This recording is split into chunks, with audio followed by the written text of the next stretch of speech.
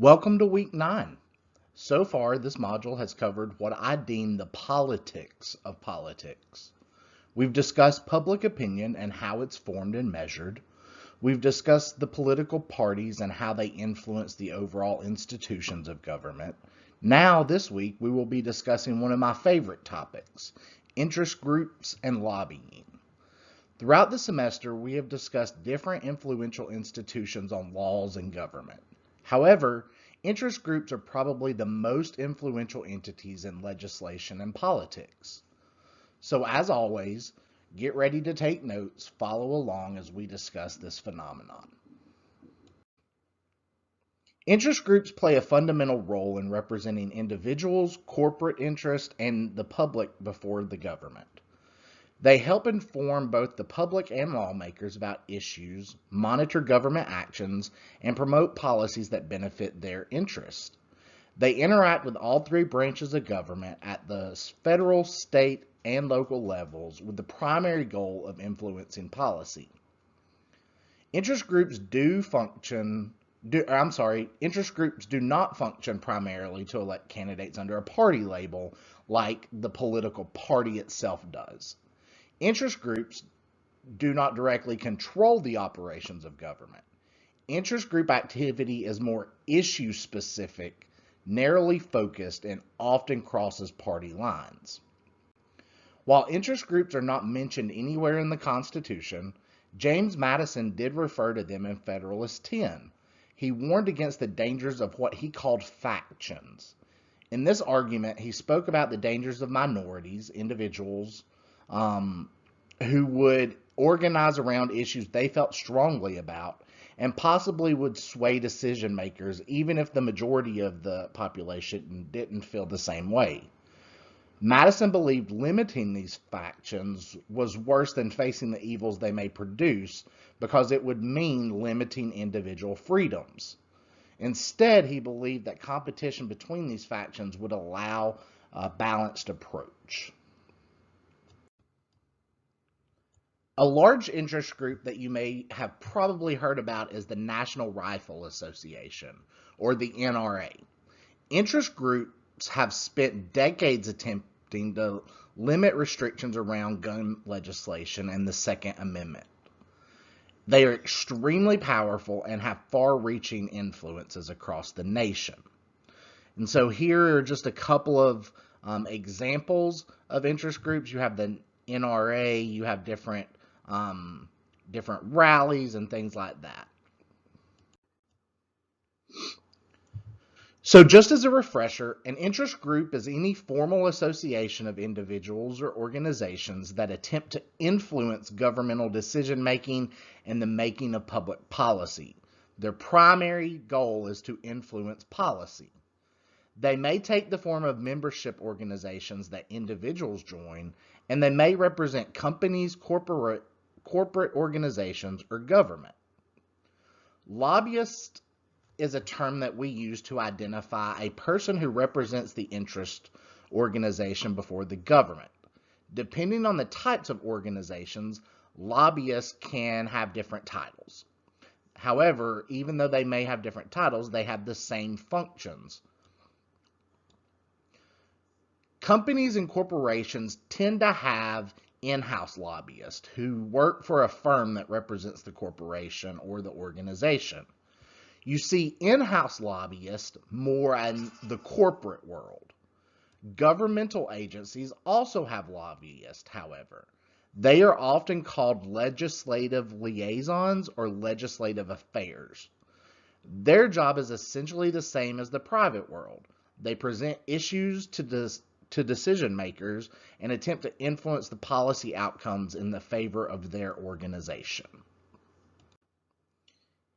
Here is a picture from your text that just kind of summarizes the governmental lobbying. Healthcare is an important concern for the AARP and its members.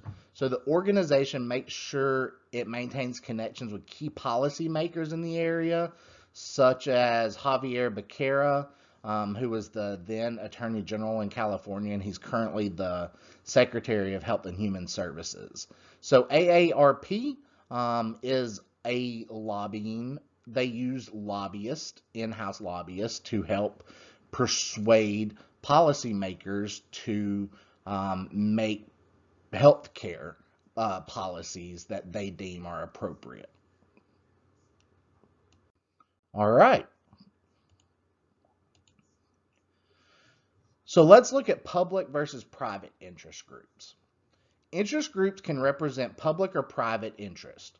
Private interest groups seek particularized benefits from government that favor either a single interest or a narrow set of interests. And when we talk about single interest, think about corporate tax cuts.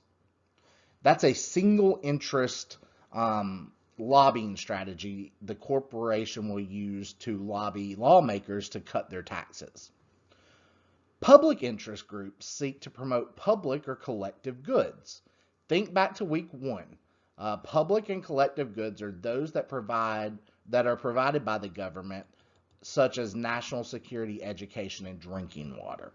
So public interest groups tend to lobby on behalf of those public or collective goods. Interest group survival depends on member engagement to work and keep funding. The problems begin when people become disincentivized. And what that means is they become apathetic or don't feel like they need to engage. Collective action within an interest group means that all members do the necessary work to keep the group funded and operating. Collective action problems exist when people have a disincentive to act and decide to sit back and count on someone else to do their share of the work within the group. However, those not taking action in the group are often reap the benefits if the group succeeds. This is often referred to as free riders, and those that were disincentivized to not engage are often known as free riders. People don't act when the perceived benefit is insufficient to justify the cost of action. So think about cost benefit. If the cost outweighs the benefit that they feel that they're going to gain, then they won't act. Think of the civil rights movement. If people perceived that the freedoms they would receive were not worth the turmoil they had to go through, such as being beaten or being jailed, we would say they were disincentivized to act on the collective action itself. So collective action is very important to keep everyone engaged. So how do we overcome some collective action problems?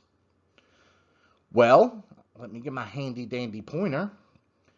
Obtaining financial support from patrons outside of the group, so funding always helps kind of alleviate collective action problems. Offering incentives to join or to stay engaged. Hiring a lobbyist will help with collective action problems. If you see that the group hires a lobbyist and before they weren't being heard by lawmakers, but now that you have someone that specializes in this communication, such as a lobbyist, they're now being heard and their issues are coming to the forefront. That might overcome some of those collective action problems. And so you can see just a couple of more, such as requiring membership to be a part of the organization, and a lot of incentivizing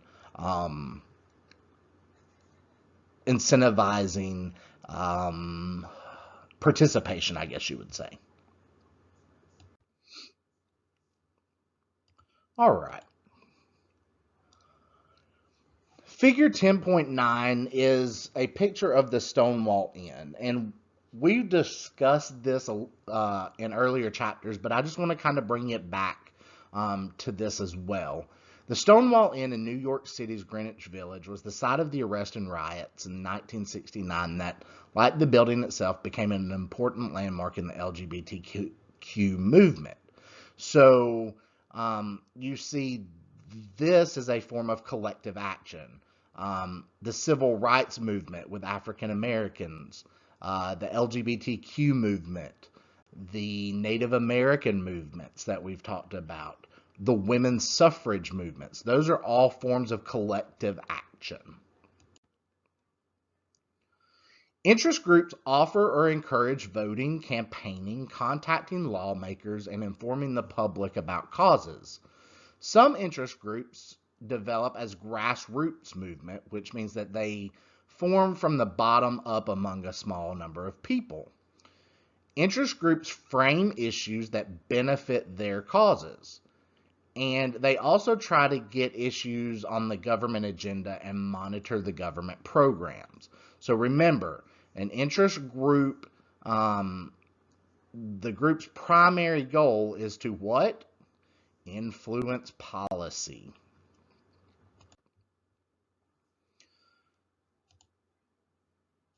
So how do they influence policy? Well, they influence first through elections.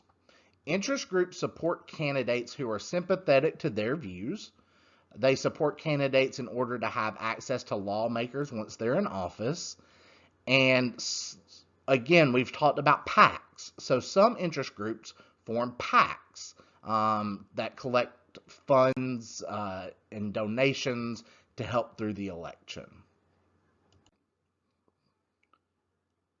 So once an interest group has helped a person get elected, they still have influence, and they have influence through governance. And this is basically lawmakers relying on interest group and lobbyists to provide them information about technical details of policy proposals. So when you see new legislation being written, you're talking about hundreds of, if not thousands of pages that a single lawmaker really doesn't go through. They rely on other people to tell them what's in the package. And so interest groups and lobbyists are key here, where they help tell the lawmakers what's in the proposals, where they should stand, and just the overall perceptions of the legislations. These are known as voting cues, and those are basically cues are basically when the party or the interest group gives the lawmaker their stance and insinuates that's where the lawmaker should stand. And then we'll talk more about this when we talk about Congress, but there's various committees. Congress works on a committee system, and so they have many committees and subcommittees. So interest groups target members of committees to help get their legislation through. So we've talked about a lot of this already.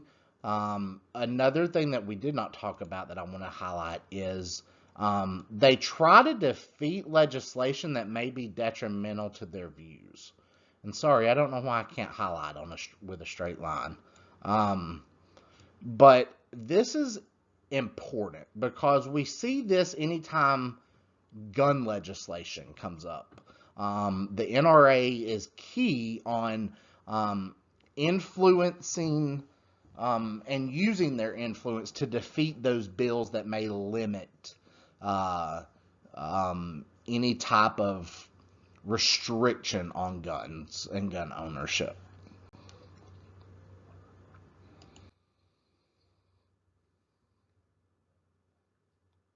So corporations and associations spend large amounts of money on elections through PACs.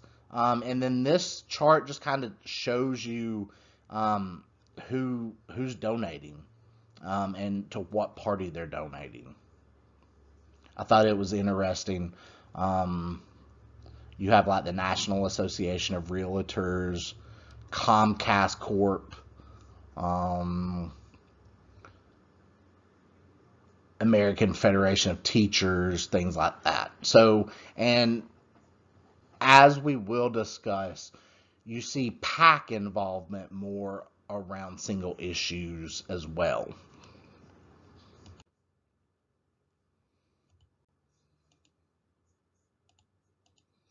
All right. There have been several changes in the U.S. around interest groups in recent times. There are tremendous increases in both the number and types of interest groups, and there's several reasons for this. First, the number of interest groups that represent the public as opposed to economic interest has grown. We see this with the Black Lives Matter movements and the Speak Out movements. Next, fragmentation or specialization has occurred. And this occurs as a result of the large interest group basically wanting to have and developing different fragmented interests. So they have more specialization. So like to give an example, I'll give a hypothetical example. So the NRA, there may be two prongs to the NRA. They may have a Second Amendment prong, whereas their focus is anything on the Second Amendment and limitations to Second Amendment. And they have a fragmented or specialized group that is dedicated to background checks or something like that. Finally, as we will discuss a little later, lobbying and interest group industries has become more professionalized and more regulated. So over the history, we do see that interest groups and lobbying has become more professional. The chart above shows the dollar amounts contributed from PACs, soft monies, and individual donors to federal candidates and political parties during the 2015-2016 election cycle. So I think I've already shown, no, I did not share this. This is the business sector section.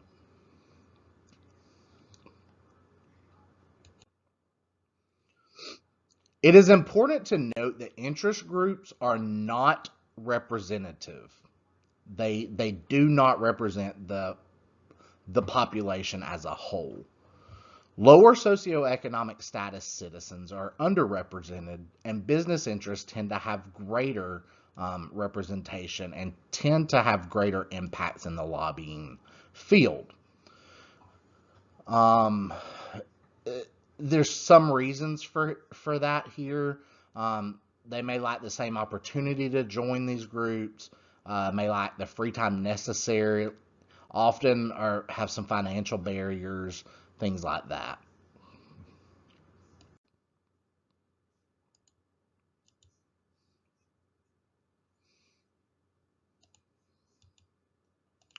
Sorry. All right. And then again, this is just another picture from your book that talks about interest groups. The Human Rights Campaign is a huge interest group in the LGBTQ population, and this is them lobbying and having marches around Obergefell and the Obergefell decision. All right. So while there are tons of dangers around lobbying and interest groups, I could tell you pros and cons. There are some free speech issues that we need to discuss. It is generally agreed that interest groups have the right under the Constitution to promote a particular point of view. The extent of this protected right is not agreed upon. It is argued that campaign expenditures are a form of free speech and that the Supreme Court has twice supported this argument. Let's take a look at some of the history of the regulations and free speech arguments. So, in 1971, the Federal Elections Campaign Commission, or the Federal Elections Campaign Act, was implemented and set limits on contributions by PACs. However, under this law, the candidate had to disclose all of their contributions. This act was amended in 1974, and it fully banned political action committee activities. So only individuals could contribute to people's campaigns. And businesses could as well, but you didn't have PACs that kind of managed those donations. However, in 1976, the U.S. Supreme Court heard Buckley v. Velo. The decision in this case gave Congress the power to regulate campaign contributions. It also overturned restrictions on expenditures by candidates and their families.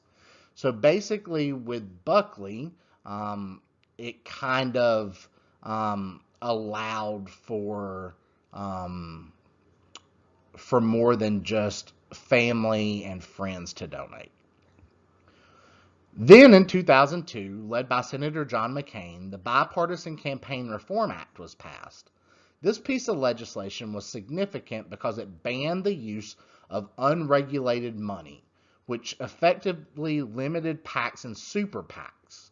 And we will talk more about PACs and super PACs in week 10, so don't stress too much about those.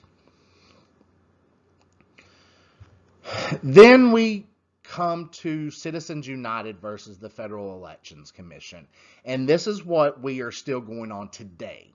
So the U.S. Supreme Court rendered probably one of the most controversial decisions with the Citizens United decision. Essentially, the court ruled that corporate entities had the same free speech rights as individuals. Therefore, they could spend unlimited amounts of money on campaign contributions. This threw a lot of people into chaos because essentially with Citizens United, the court said that corporations have the same free speech right as an individual. That's insane. And so no matter how you view it, it's a very controversial piece of jurisprudence right now, and it's still going. There has not had another case heard. The court has not heard another case or rendered another decision. Therefore, Citizens United is the precedent that we still go upon, and essentially their businesses have an unlimited amount of money they can spend on campaign contributions. There's no cap. So Citizens United is one that changed the campaign finance world tremendously. Here you're going to see some additional regulations. In 1995, the Lobbying Disclosure Act defined who can and who can't lobby and requires them to register. The Honest Leadership and Open Government Act further increased restrictions on lobbying. Governments are required to disclose about the amount of money spent on lobbying efforts. I can tell you as a government employee, it is written within the standards of conduct for any state of Georgia employee that you can accept gifts or contributions above a certain amount. And if you do receive, you have to report those. But one of the biggest pieces of regulation is known as the revolving door laws. And with the revolving door laws, these prevent lawmakers from leaving office and immediately becoming lobbyists. So if a person leaves the House of Representatives, they have to wait 1 year after they've left before they become a lobbyist. And then in the Senate, it's 2 years. And that's really because they want to make sure that people aren't leaving and capitalizing on relationships and things like that that could pose some type of conflict of interest. So this is a cartoon that I wanted to kind of end our discussion with. It's in your material, but it is a cartoon named William Boss Tweed. And if you notice, he has a bag of money for head. And this cartoon was drawn by Thomas Nast, and it essentially is meant to show you the corrupting power of money in the government. So throughout this lecture, we've talked about the good and the bad, the inside of lobbying and interest groups.